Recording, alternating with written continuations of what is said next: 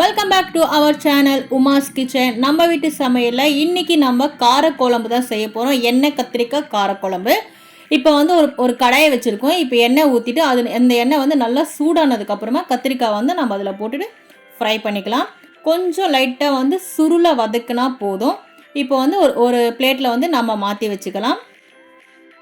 இப்போ எல்லாம் மாற்றி வச்சதுக்கப்புறமா ஆல்ரெடி கத்திரிக்காய் ஃப்ரை பண்ண எண்ணெயில் கொஞ்சமாக வெந்தயம், கடுகு, சீரகம் போட்டு அதுக்கப்புறமா வந்து பூண்டு இருக்குது, அது குட்டி குட்டியாக கட் பண்ணி இதையும் சேர்த்துக்கோங்க. வெங்காயமும் சேர்த்துட்டு நல்லா வதக்கிக்கலாம்.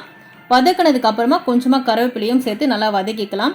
கோல்டன் ப்ரௌன் ஆகிற வரைக்கும் 2 டேபிள் ஸ்பூன் இஞ்சி பூண்டு பேஸ்ட்டு வந்து இதில் சேர்த்துட்டு மிக்ஸ் பண்ணிக்கலாம்.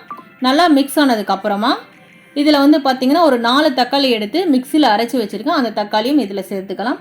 சேர்த்துக்கிட்டு நல்லா மிக்ஸ் பண்ணிக்கிட்டு இதை கூட பார்த்திங்கன்னா கொஞ்சமாக மஞ்சத்தூளும் உப்பும் சேர்த்துக்கலாம்.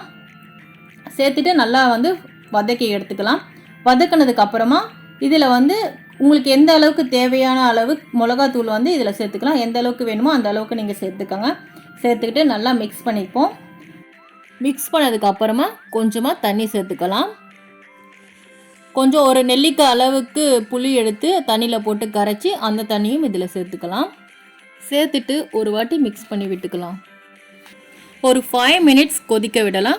கொதிக்க விட்டதுக்கப்புறமா கத்திரிக்காய் இதில் சேர்த்துக்கலாம். சேர்த்துட்டு மிக்ஸ் பண்ணி விட்டுக்கலாம். ஒரு 5 மினிட்ஸ் அப்படியே சிம்மிலியே இருக்கட்டும். அதுக்கப்புறமா வந்து மேலே கொத்தமல்லி வந்து தூவிக்கலாம். அவ்வளோதான், எண்ணெய் கத்திரிக்காய் காரக்குழம்பு ரெடி. நீங்களும் வீட்டில் ட்ரை பண்ணி பாருங்கள். ட்ரை பண்ணி பார்த்துட்டு கமெண்ட் பண்ணுங்கள். Thank you for watching. Bye.